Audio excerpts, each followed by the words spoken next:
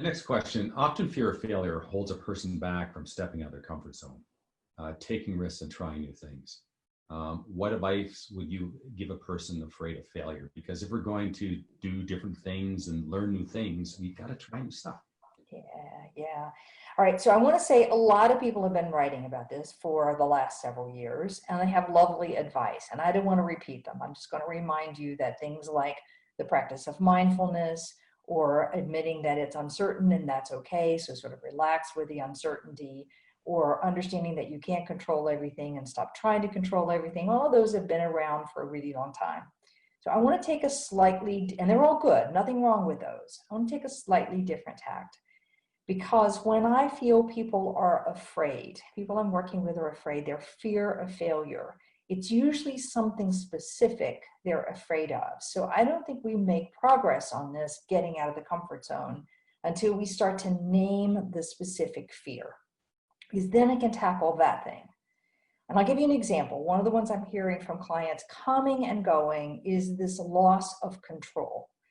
Now, I'm feeling like I used to know what we were doing for the year. I used to have strategic plans. I used to know what the innovation process was going to like. We don't know anymore. And that lack of control is really unsettling for a lot of people for some of the same reasons Kyan said earlier.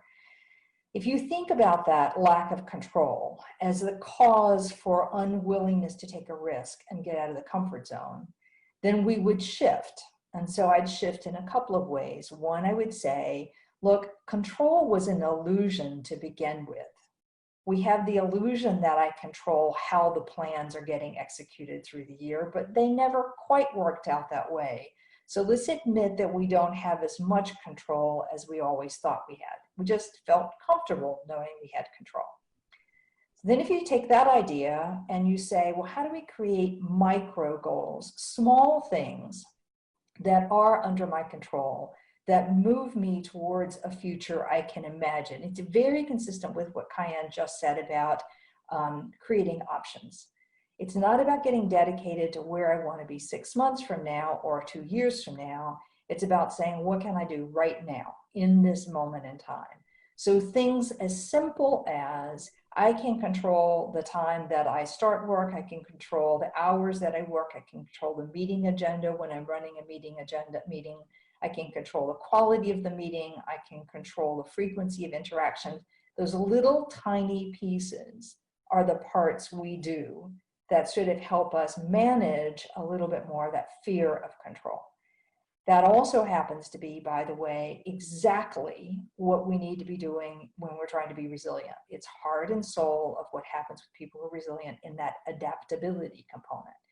So I got a little bit off track on that one, but to answer this, how to get out of your comfort zone, what you want to try to do is to say, well, what am I really afraid of? What is it that's unsettling me?